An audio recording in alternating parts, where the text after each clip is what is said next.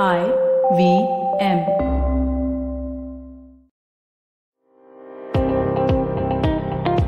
Welcome to All Things Policy, a daily podcast supported by Pragati, a flagship media initiative of the Takshashila Institution.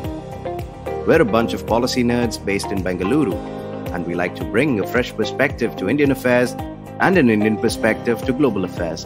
So grab a cup of coffee, sit back, and join us for today's chat. I'm Aditya Pareek, and you're listening to All Things Policy. One of the finest examples of India-Russia military technical cooperation has been the BrahMos cruise missile. Developed from the Soviet P-800 Onyx, the project delivered the world's fastest multi-role cruise missile, which ultimately became the mainstay of the Indian Navy and was adopted by the Indian Air Force and Army too. The Russia-India joint venture BrahMos Aerospace Limited was recently awarded a contract by the Philippines for the supply of 3 batteries of BrahMos. The deal is worth reportedly $375 million. To discuss how this development and the related security situation in the Indo-Pacific would be impacted, I have with me today Rear Admiral Sudarshan Shrikhande and my colleague Megha Pardhi. Welcome, Admiral sir. Welcome, Megha. Hello. Welcome, sir. Thank you, Aditya. Very happy to be here. Admiral Shrikhande is a retired flag officer of the Indian Navy. In uniform, he served as an ASW specialist, and as the former head of Naval Intelligence, Admiral Shrikhande has written extensively about maritime strategy and teaches it here at Takshashila. Megha is a fellow researcher here at Takshashila. She tracks Chinese hard power and the role of emerging technologies. To start with, Admiral, if you could briefly tell our listeners about the BrahMos weapon systems and its capability, and why did the Philippines choose it for its defense needs? So firstly, anti-ship missiles and anti-land attack missiles of the cruise missile variety that you pointed out, have been in use since the 1960s. And in fact, as you would know, in 1971, India used amongst the first generation of the Soviet era missiles, the P-15 and the P-15U later, and then the other series in the hardware that is available with the Indian Navy. The BrahMos is, as you said, a derivative of a Russian high-speed supersonic missile, and it is manufactured in India by the BrahMos company, which is a sort of a combination for the Brahmaputra, for an Indian river, and Moskva, of course, for the river that flows through Moscow. So that is how the BrahMos missile has been manufactured in India now for a good number of years, and it equips many naval ships either as original fit or as retrofits. So the BrahMos itself is in wide use in the Indian Navy for several years now, more than 10 years, and it has proven to be very, very effective. Not only that, I think the BrahMos missile has been now adapted in its air-launched versions and in its land-launched versions. So what does the BrahMos missile do? At one level, the BrahMos missile provides anti-ship capability to deliver high-speed precision ordnance onto adversarial ships. So therefore, depending on, what is the purpose, it is part of strike warfare, part of sea control, and part of sea denial, depending whether somebody needs to use the sea or merely to deny the sea to the adversary while use is not required on one's own. To that extent, the BrahMos now gives a range of capabilities across 3 mediums. I am at this stage not talking about the precision capability against land targets, which makes it sort of attractive for, use against an adversary's land targets up to whatever, ranges the missiles are capable of. So the BrahMos itself can give any nation a fairly good anti-ship missile capability to be able to hit up to about 300 kilometers with great speed, great lethality, and great accuracy. So that is what the BrahMos is. That's interesting, Admiral. So as I understand that China is a major factor in Philippines and other Indo-Pacific nations expressing interest in BrahMos. So Admiral and Megha, I'd like you both to weigh in. And starting with you, Admiral, what are your views? Well, here, I think firstly, it is of extreme sort of interest and importance that, such a sale has been arranged now with a request that came from Philippines for the supply of, I think, 3 batteries, as you mentioned, up to about maybe $375 or $380 million. it's not so much a question of the cost of the sale, but I would say the very significance, because Philippines and China have had, intense tensions over the South China Sea, where Philippines has, very legal claims which have been upheld by the international courts and which have received widespread support from several nations as part of the freedom of the ocean and, the sovereignty issues of the country itself. However, China has been violating that. China has been needling Philippines with repeatedly over the past decade plus in the Scarborough Shoals and elsewhere in the South China Sea, where China insists, Philippines has no jurisdiction and no sovereignty. So for Philippines, I think it is very important that they have acquired this capability of using precision attack ordnance, if required, to substantiate their claims and to continue using the sea that belongs to them. To that extent, it has, been noticed in various places. I do not know what the precise reactions from China are for this in the public domain, but I imagine they are looking at this deal with great interest. And within Philippines media, as far as I know, there has been widespread welcoming of the capability that the Philippines armed forces get through this arrangement that they might place wherever they want in Philippines in terms of the shore-based anti-ship missile batteries. So it is very significant to making contributions in counterbalancing China and perhaps deterring China from some of the things it is setting out to do. And as far as ASEAN itself is concerned, a few ASEAN countries have their bilateral issues with China over sovereignty. A few nations are maybe supportive of China in this. So within ASEAN itself, nations like Philippines, Vietnam, and Indonesia, and Malaysia do have concerns in the maritime domain with regards to China's excessive claims and strong arm tactics. So this is an interesting development, certainly. Megha, would you like to weigh in? Yes, thank you for your question, Aditya. So, as the Admiral has mentioned, that China is, of course, a looming factor in this whole deal. So, this is also important for India to, strengthen or, basically quad to expand its influence in the South China Sea area or Indo-Pacific. And as also Admiral has also mentioned that China-Philippines have this intense relations, and they have over last decade there have had few incidences where China has tried to claim their maritime boundary, which overlaps with Philippines' claims and external economic zone. For example, the 9-line which China claims, it also overlaps with exclusive economic zones of Philippines, which includes Spratly Islands and Scarborough Shoal. In fact, one of the incidences which Admiral mentioned was near Scarborough Shoal. And there was also this 2018 incident where near the Benham Rise, Chinese researchers attempted to conduct research activities which actually comes under Philippines economic zone and tried to name it. So, the most famous example again is when Philippines went to Hague and got a favorable judgment, but China just chucked it out. So yeah, this example has created a lot of anxiety in Southeast Asia.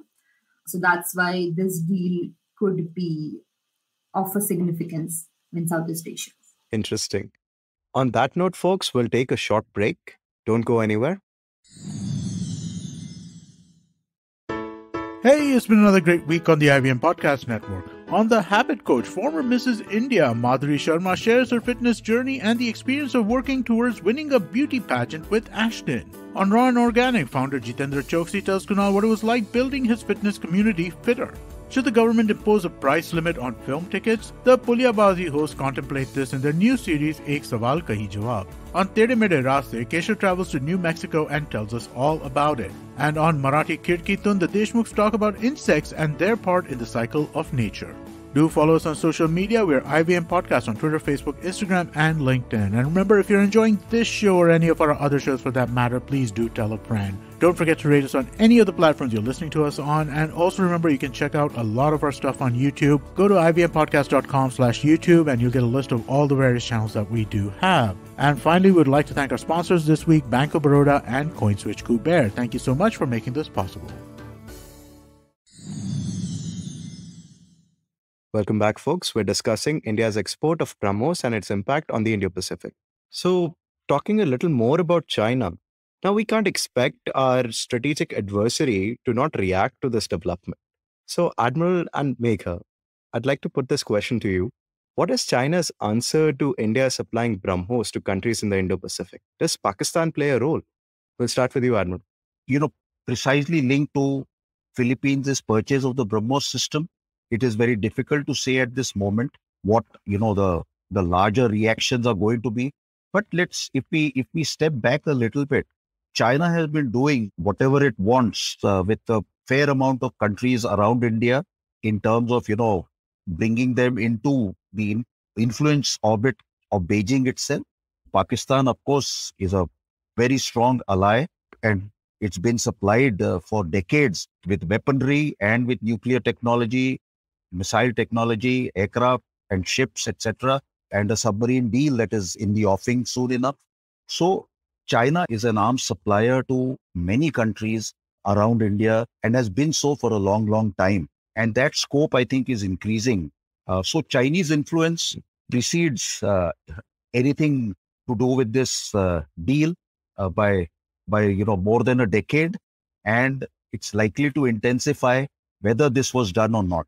So therefore, specifically, I think BrahMos itself brings a fair bit of capability to the Philippines, which they will have their own thinking about how what it does to their political, diplomatic, and military strategy as far as their sovereignty over their waters is concerned, which has been upheld, as Megha was saying, by international courts. The other aspect, of course, is therefore operationally and tactically, how do they use this capability, and what might China do to increase pressure, or perhaps step back a little bit. That remains to be seen how things pan out specifically with relation to this deal itself. But the problems between Manila and Beijing are quite old, despite the fact that the Philippines leadership has been very friendly with China for quite some time.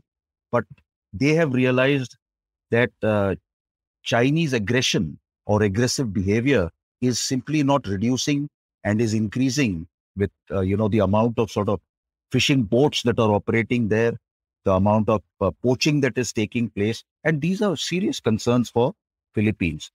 So therefore, what is happening in India's neighborhood precedes this deal, and therefore I don't think we should see this deal as some kind of an inflection moment between China's involvement in the Indian Ocean region, but it could be significant to defensive capabilities that Philippines has acquired through this deal. Megha, would you like to weigh in? Yes, Aditya. So as far as reaction from China is considered, at the time of recording, at least there's no official statement from China so far. And this is actually surprising. I mean, you would think that such an important deal would be noticed. So maybe it has been noticed, but there is no reaction. And when I was contemplating the reasons why this could be, one of the possibilities that China is already, as I think Admiral has also mentioned earlier, that China is already selling arms to Southeast Asian nations and even in India's neighborhood for a while now. So, for example, in last 10 years, China has supplied numerous surface-to-air missiles, anti-ship missiles, helicopters, and other military equipment to Laos, Myanmar, Thailand, Cambodia, Indonesia, and Malaysia. So I think I believe that China doesn't consider that balance of power in the region is tilting against them. So that could be one of the reasons that there is no official statement so far. But again, this is just speculation. And Pakistan factor, so not directly related to this issue, sale of BrahMos missile. But Pakistan, again, China is also arming Pakistan, and Pakistan is one of the biggest importer of weapons from China. In fact, According to separate data from 2016 to 19, 38% of China's total arm exports went to Pakistan. So I think they're quite secured on that front. So probably that's why they're not worried. Another reason, which I think, is because around the area where this BrahMos could be used in South China Sea, China has already placed its one of the most advanced HQ-9 systems there. So HQ-9 system is derived from Russia's S-300 surface-to-air missile system, and it has advanced guidance system. It has multi-target anti-jamming capabilities, and it also has interceptor missiles, which reach Mach 4.2, and BrahMos has Mach 3. So I think they already have an advanced weapon system placed on their areas like Mischief Reef, Subi Reef, and Fairy Cross Reef in South China Sea. So from their perspective, that area is secured. And again, the Type 052D destroyers and Type 055 cruiser, they're also equipped with another variant of HQ-9, that is HQ-9B. So I think that they believe that their balance of power is not again going to tilt against them. So maybe that's why no reaction as of now. Very interesting. And I especially like the part where you mentioned the derivatives from Russian weaponry, because the final point I'd like to discuss is Russia's role in this deal. So the US and its Western allies in NATO and some of its Pacific allies like Japan worry about a joint front against them by Russia and China. Recently, we've seen joint naval drills by Russia and China in the Sea of Japan and the Pacific aimed at intimidating Japan. So how come a missile which can only be exported with Russian consent is being supplied to a country which might be a threat to the Chinese Navy? Admiral, would you like to weigh in? Aditya, I think this is an extremely interesting question that you pose. A fascinating way to open the proverbial sort of can of worms, which is what international relations are in many ways, full of, contradictions in that sense, which you point out very rightly. So let me just try and, look at it at sort of different levels. One is at the sort of level of international relations and strategy as far as Russia goes, as far as the US, India, Philippines, and China. Yes, there are contradictions. You're right about the current closeness between Russia and China and the anxieties that the Japanese may have about Russia, which leads to, old territorial claims and island territories which are under dispute since decades. On that score, I would say that Japan, I think, is managing that relationship quite well with regular talks. And while there are friction points, they have, not allowed, both Russia and Japan have not allowed them to escalate to such a situation that, they shut down discussions with each other. So there is a relationship going there, diplomatic relationship. The other aspect, of course, is that there are, I think, deep tensions, long-term tensions, which are likely to exacerbate between Russia and China itself in decades to come. I don't see that being overcome, although in the current international environment with what is happening in Europe over Ukraine and other sort of points of friction between the West and the East as far as Europe goes, in terms of NATO versus Russia and its erstwhile sphere of influence within Europe. So there are, I agree, interesting contradictions there. The other part, of course, is, as you mentioned, the Indo-Russian relationship, which is also complex, it is deep, and it is long-standing, and it is on an even keel. And in some ways, it complements, in some ways, it supports India's interactions with the, various other nations. So I do not know what precise sort of agreements might have been signed between the Indian government and the Russian government, or between, the BrahMos Corporation and its sort of Russian technology and commercial partnerships, etc., for this deal. But it might be correct to presume that there are sort of agreements and approvals from Russia to enable this deal to go through. And it has gone through. It seems, almost everything is set, and Philippines have officially confirmed this deal. In the long term, Russia has great interests in the Pacific Ocean, and it has its, long time interests in the Indian Ocean also. And India can play a key role in facilitating the kind of counterbalancing environment that Russia might bring to China's rise. And I think to that extent, at the strategic level of statecraft itself, this is a good development. In terms of other aspects, it gives Russia the ability to, participate more closely with an ASEAN nation with which it has not had much to do, and this is Philippines. Russia has also been an arms hardware supplier to Indonesia in the past. It has some of its fighter aircraft with Malaysia, etc., and of course Vietnam. So with Philippines, this is probably a handshake for some kind of Indo-Russian partnership, or whose hardware, the BrahMos missile, brings a capability to Philippines. So I think in all this complexity, it is a good thing. And while I have not read any specific comments that have emanated out of, I think it's a good thing. And Russia probably must be thinking that it's a good thing. And that is how the deal has been enabled overall between India and Russia and India and Philippines. Indeed, Admiral. I don't think anything has been said by Moscow or Beijing on the matter at the moment. And I think, as you rightly mentioned, that it's just part of the complexity of international relations and bilateral and multilateral relations of states and how international politics just works, that interests are not just one-dimensional. So, Megha, would you like to weigh in? I just like to say that, to sum up, there are no permanent enemies and no permanent friends in international relations. They're just permanent interests. I think that sums this up quite succinctly. Absolutely. But sorry for being a spoilsport, but I'd just like to add one final thing. Doubtless you would have come across this notion that Russia and China's alliance is tentative and very pragmatic. They are allies when they have to counterbalance the West, the collective West led by the US, but they also have their own national interests in mind. And there have been instances, like, for example, the Rubin Design Bureau of Russia, which is responsible for the design of most advanced submarines in Russia's fleet right now. Rubin Design Bureau was apparently hacked by a Chinese cyber group, and designs were stolen.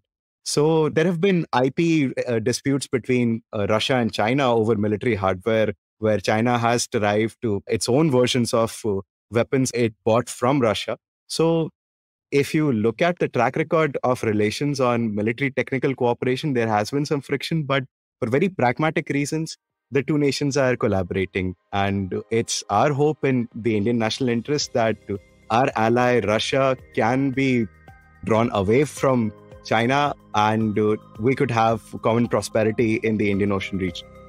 On that note, folks, we'll call it a wrap. And if you like today's discussion, please do check out all past and future episodes of All Things Policy. If you liked our show, don't forget to check out other interesting podcasts on the IVM network. You can tune into them on the IVM Podcast app, ivmpodcast.com, or wherever you listen to your podcasts. You can also follow IVM on social media. The handle is @IVM Podcasts on Twitter, Facebook, and Instagram. And hey, if you'd like to dive into Takshashila's research on technology, strategy, and economic affairs, check us out at our Twitter handle @Takshashila INST or our website takshashila.org.in.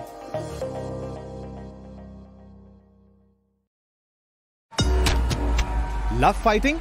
We've got you covered. Check out our show, The Fighting Goat, where we, the voices of the internet, Arjun Chipalkatti and Somesh Kamra, bring to you crazy weekly action on your favorite combat show, The Fighting Goat.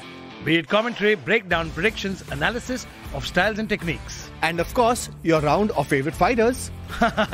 You can listen to us every Thursday on the IVM Podcast app, website, and all major podcast streaming platforms. A wise man once said, traveling, it makes you speechless, then turns you into a storyteller. Well, listen to such travel stories and experiences exploring India on the Musafir Stories with us, Saif and Faiza. Catch us on the IVM website, app, or wherever you get your podcasts from.